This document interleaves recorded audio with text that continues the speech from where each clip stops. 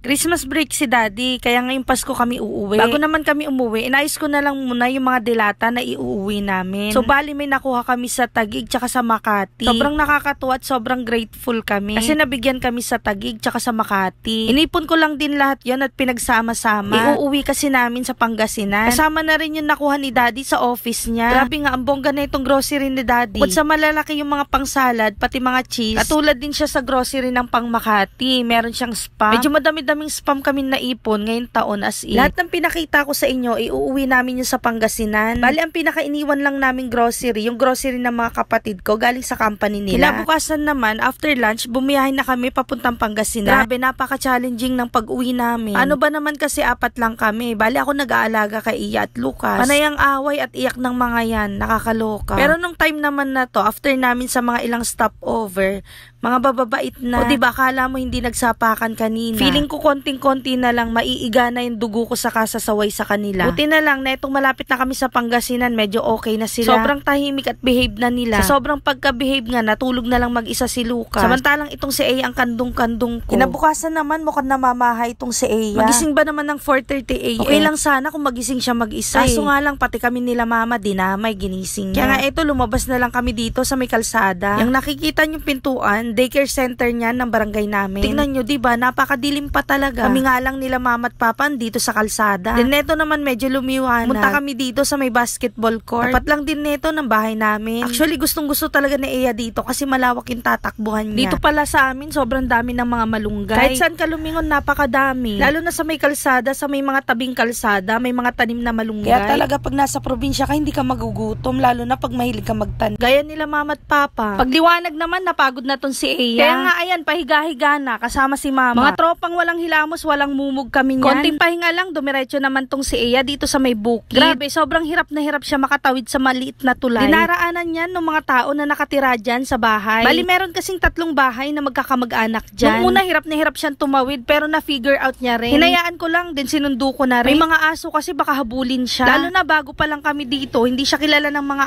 aso. Sobrang tuwan-tuwa siya sa tulay na yan. Amazing nga raw at may obstacle course sa bukid. O diba, napakalakas tama talaga neto si Eya. Nung time na yan, pabalik-balik siya sa tulay na yan. Medyo natatakot pa nga ako at baka lumusot yung pa sa may mga butas. Pero hinahayaan ko pa rin siya para naman matuto. Tsaka minsan lang kasi yan, once a year. Tuwing umuwi talaga kami ng Pangasinan dyan, ang diretso niya. Halos itong bukid na to ang ginagawa niyang playground. Sobrang hirap niya pauwiin pag andito kami sa bukid na to.